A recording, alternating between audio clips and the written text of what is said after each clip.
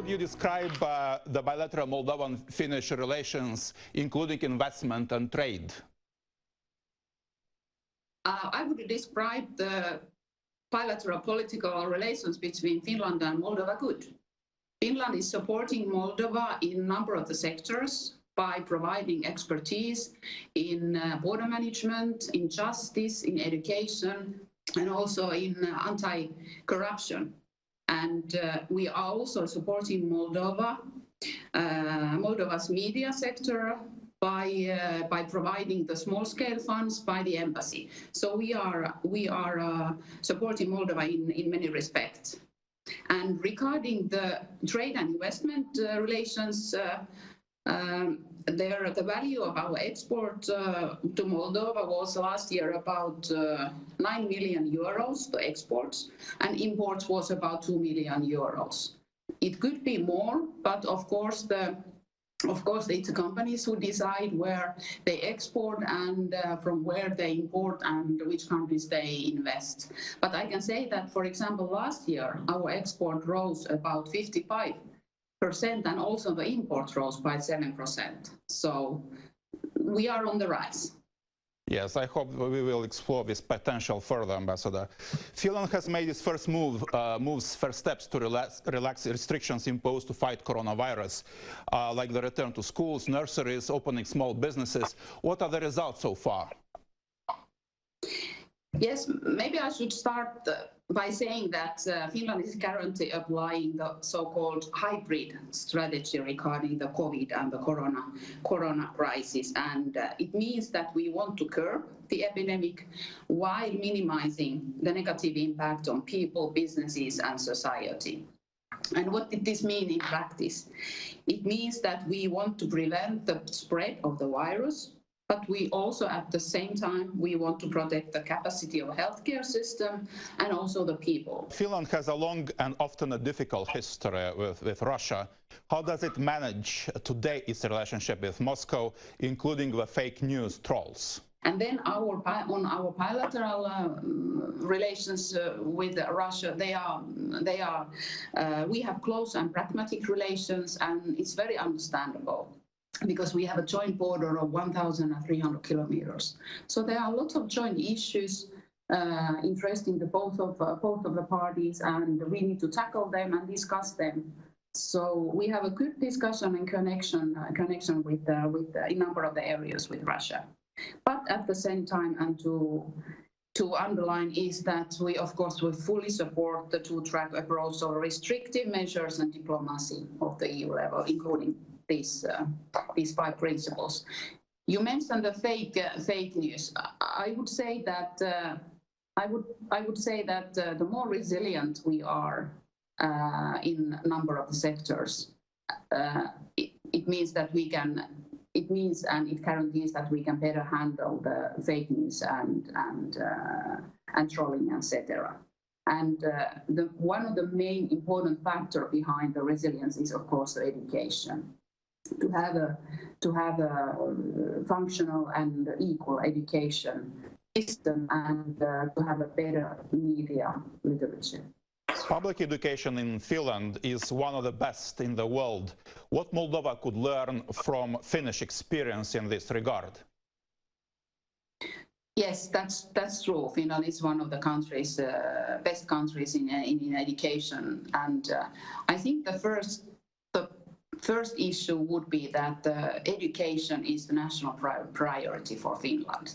It means that in the whole society, at the level of the government, parliament, president, society, people, individuals, local counties, communes, etc. And it means when it's a priority, we invest a lot of money in the education. So, for example, the share of the all public funds we are spending on education is over 11%. So it's quite high. And secondly, I would say that that one of the assets we have is the higher education of the teachers. The education is free and it's available for everybody. And then, lastly, I would say that that nowadays, in these days, the teacher, they are not controlling the pupils. It's more of a method of encouraging pupils. It means that the teachers are like coaches, that they are encouraging pupils for the critical thinking, to be more critically, to more critical thinking, and to have a good social capabilities, because of course the pupils nowadays, they will be the workers and the employees of the future. Finland is the happiest place to live in accordance with the UN World Happiness Report. What is the secret of this achievement, third year in a row? One of the most important issues is trust. Finns, they trust in the system and they trust in each other. And for example, there have been these polls, and according to them, 85% of Finns agree or strongly agree that they can trust of their fellow citizens. That's quite a high number. And of course, there is also this factor that Finland is one of the most least corrupt countries in the world.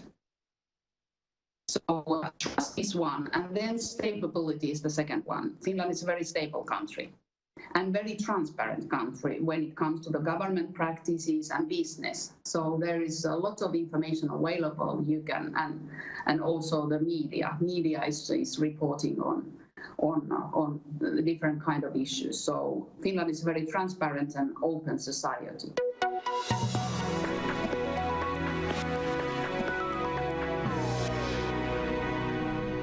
Deci am văzut ce a spus ambasadorul Finlandei în Republica Moldova. O încredere la cote foarte mari, așa, cetățenilor față de semenii lor, așa, și față de autorități. Unul la mână, doi la mână, o educație așa foarte, foarte bună. 11% din PIB sunt cheltuiți pentru educație, transparență, absența corupției. Totul acesta, cred eu, formează acea eficiență a politicilor care ajută Finlandei atât pe timp de criză cât în afara crizei. Eu propun să revenim mai târziu la Finlanda și la Danemarca, iar în continuare să urmărim ceea ce spune Søren Ensen, ambasadorul Danemarcei pentru Republica Moldova, cu reședința la București.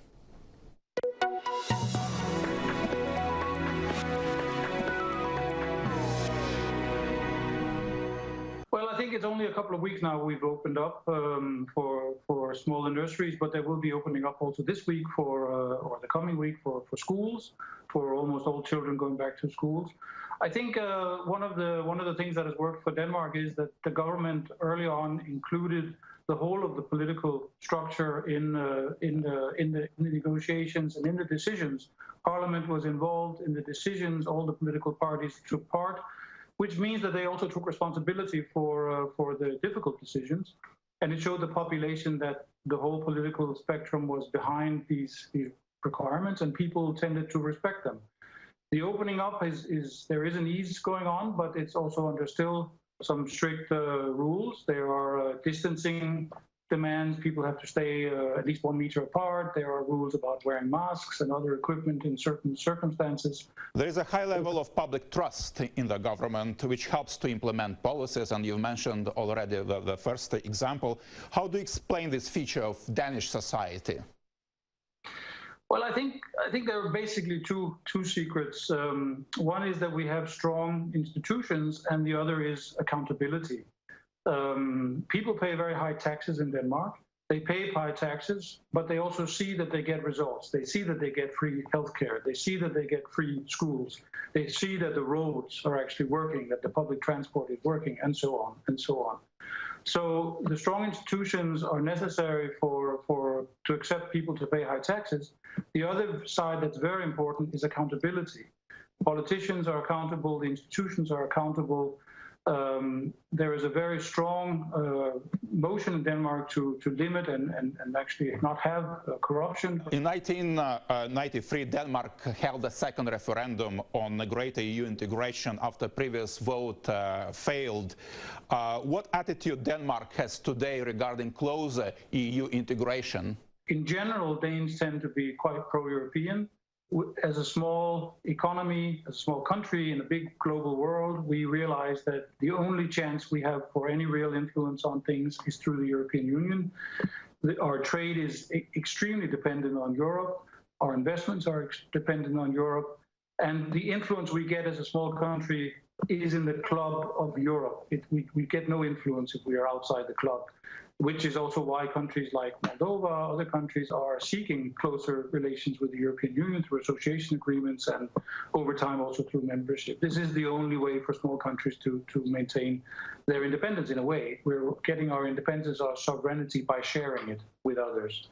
The decision is really to be either dependent on some large countries who will decide for us, or to be part of the decision making around the table. And that when the Danes understand that they have to give up certain things to be part of the greater whole.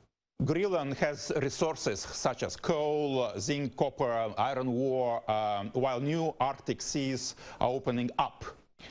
This has attracted some peculiar interests from powerful countries. What is Denmark's position in this regard? Well, Greenland is a strategically very importantly placed island, the largest island in the world. Greenland is part of the Kingdom of Denmark, but it has autonomy. Yes, it has home rule in a number of areas, including the issues relating to the resources in Greenland. That is actually under the home rule's responsibility. Foreign policy, defense policy, security policy is part of Denmark. And of course, when you look at issues of resources, especially strategic resources, there's a line between there's a border that is sometimes not clear whether it's a security policy issue or a domestic resource issue. Last fall, the government has bought 4 elephants from Danish circuses in order to give them a proper retirement. How strong are the animal rights in the country? Well, we believe in giving pensionists good conditions, and then apparently not only people but also certain animals. This is a funny story because because of animal rights concerns, the circuses were actually prohibited from having large animals like elephants. And suddenly the circuses, of course, abide by the law. And suddenly this circus, an old traditional circus, was left with these elephants. And no one had really thought, okay, what do you do with the elephants? So the government in the end ended up buying them back from the circus. And they are now in an outdoor safari park in the southern part of Denmark, a very large park where they roam completely free, where people can drive in and see the animal. From Dogma 95 to watch designers, from Queen Margaret's ballet costumes to architects, what is the secret of Danish creativity? Well, if I knew the secret, I would not be the ambassador, but I would be a creative manager of a company. But I think essentially a lot has to do with our school system. We try to let creativity be a part of going to school. You have to learn the things you have to learn, but you also have to maintain a certain openness for new elements, for creativity. Also, the business environment in Denmark, becoming a business in Denmark is fairly easy. There are not a lot of bureaucratic rules. There's no corruption, as I've said earlier. So having startups is actually easy to do. And since we have very good contacts through the internal market, but also through U.S. markets and other markets, it's sometimes possible for these companies to actually get ahead on some of the larger markets. But essentially, the creativity, I think, comes out of it being encouraged a bit already in the school system. People think a little bit out of the box.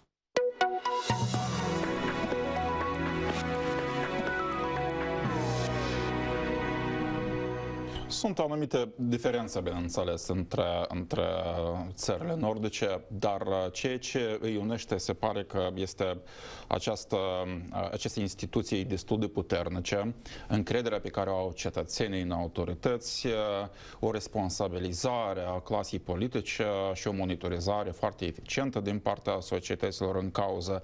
De asemenea, și o creativitate care se bazează probabil și pe eficiența școlilor publice publice.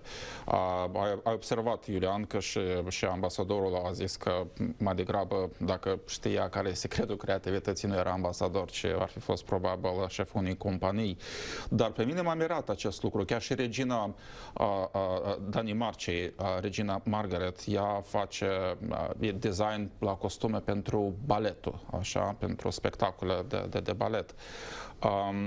Cum crezi tu, în ce măsură putem noi prelua? Eu înțeleg că aceste țări sunt speciale, dar în ce măsură aceste experiențe sunt transferabile în alte părți ale Europei, chiar în Republica Moldova?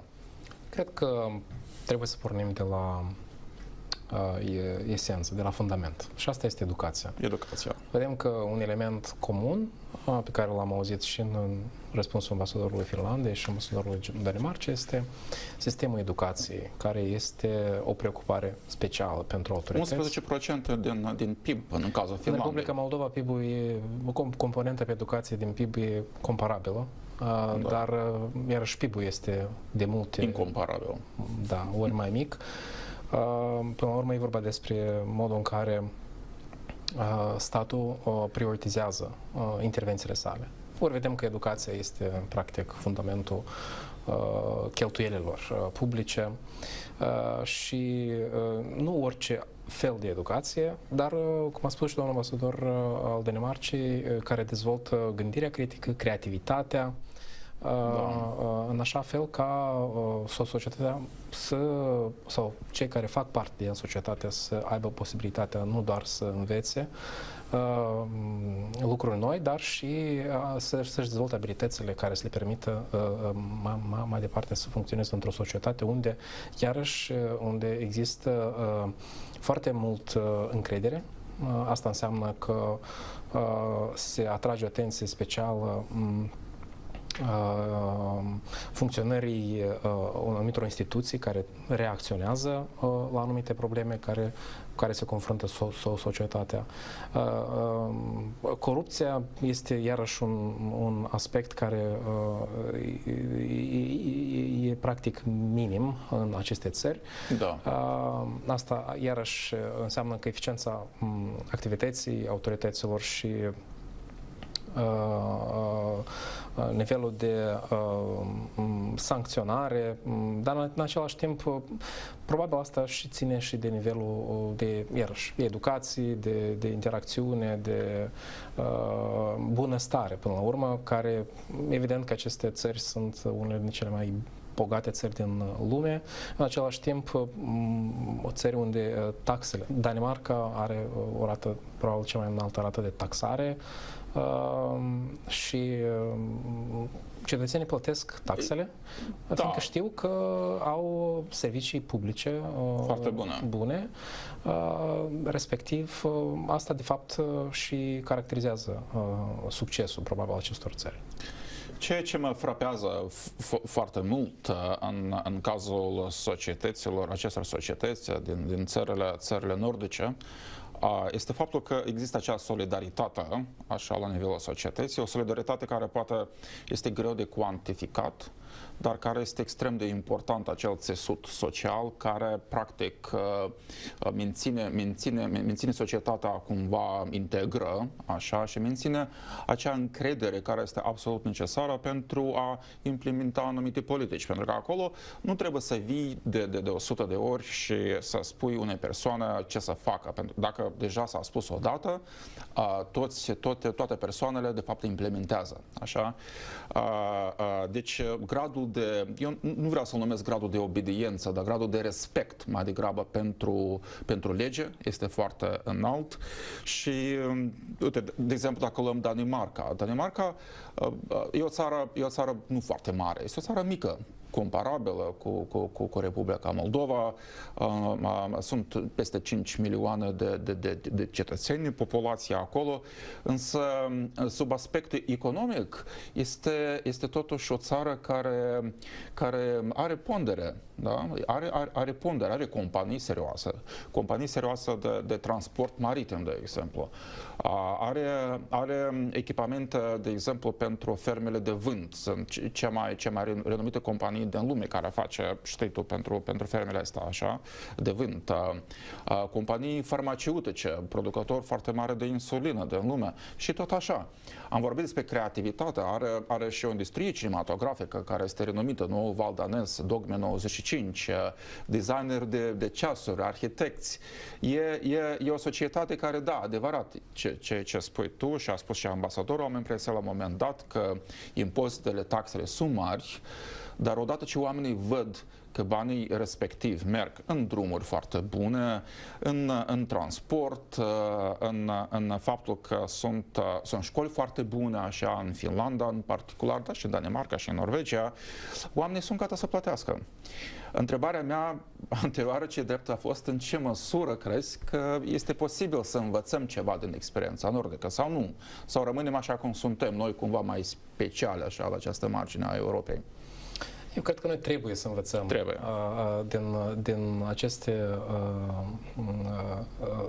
opțiuni care contribuie la bunăstare și dezvoltare, dar sigur că trebuie să avem în vedere specificul regional, geografic, când vorbim de dimensiunea economică, dimensiunea industriei. Sigur că sunt unele aspecte care nu poți să le preiei, da? Da. Dar ce contează, și probabil că de aici se pornește foarte mult, respect pentru instituțiile democratice, da. Respect pentru drepturile omului, omul, cetățeanul este practic prima preocupare a instituțiilor statului și din această logică evident că noi ar trebui să urmărim aceleași căi de dezvoltare, aceleași opțiuni de dezvoltare, cumva punând mai mult efort pentru a găsi soluții decât a încerca de a da vina pe altcineva, exact, că este vinovat pentru anumite probleme cu care ne confruntăm noi astăzi. Cam așa cred că am putea cumva să tindem, cel puțin, spre a încerca a transpune anumite experiențe, anumite know-how-uri și în același timp să sperăm că la momentul oarecare asta va contribui și la o anumită schimbare în societate. Până la urmă, cred că asta contează. Să vedem ce spune în continuare doamna Lisa Nicolin Kleven Grefstad, ambasadoara Norvegiei pentru Republica Moldova, cu reședința la București.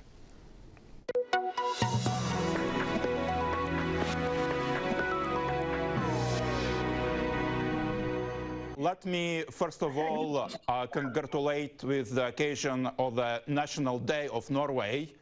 We wish you all the best to Norway and to Norwegian people. Thank you so much for that. We are looking forward to the National Day, even in these times with the virus.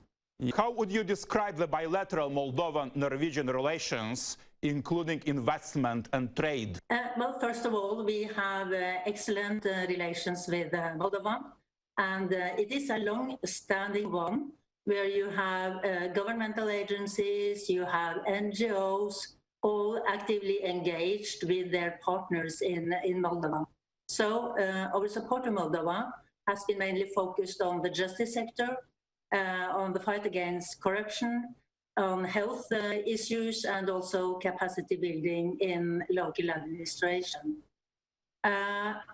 When you speak about our economic cooperation, I have to admit that there is room for improvement when we speak about trade and investments. But we enjoy very much the Moldovan wine in Norway, and we also import products like clothing, furniture from Moldova.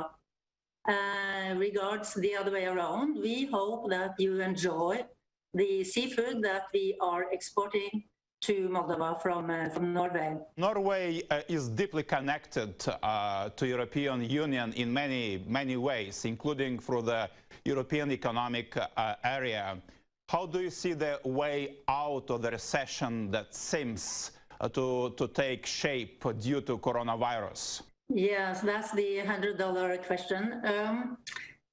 Allow me first, COVID-19 is not only a serious threat to life and health, the virus is causing a sharp decline in the economy, and people and businesses, they are suffering. I think there is no quick fix to these huge challenges that we have all over the world. Countries are introducing measures to support their businesses and the people. But one thing is very clear and strongly underlined by my government. We need to stand together to support globalization, international trade, movement of capital, goods, finance, and people, as we have in the EU internal market. And you know, Norway is very closely connected to the EU. So this is very important to an open economy as the Norwegian one. Norway is the world's electric vehicle leader, and it's on the way to phase out fossil-based cars. What are the results and challenges during this process? Yeah, I'm very happy that you asked this question because we are quite proud of what we have done.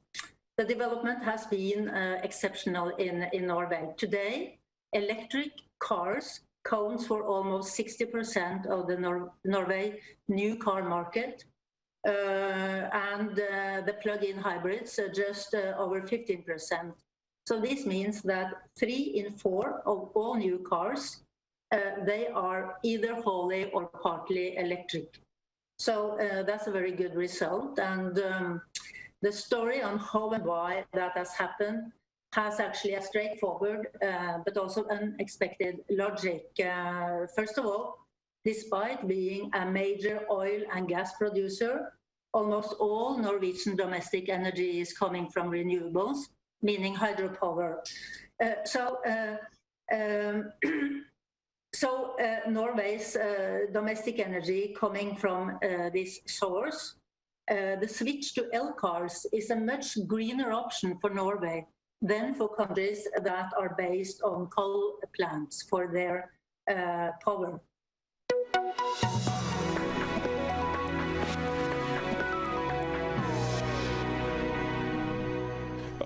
Toate 3 interviuri, de altfel, pot fi găsite puțin mai târziu pe YouTube și încurajez telespectatorii să urmărească interviurile în mod integral. Dar ce am vrut să te întreb, Iulian, este despre atitudinea acestor state nordice în ce privește schimbările climatice, așa, și dacă vorbim de Norvegia în mod particular, este această mișcare spre scoaterea, deci, tuturor mașinilor așa în bază de diesel și benzină, deci în afara țării, deci nu vor mai avea.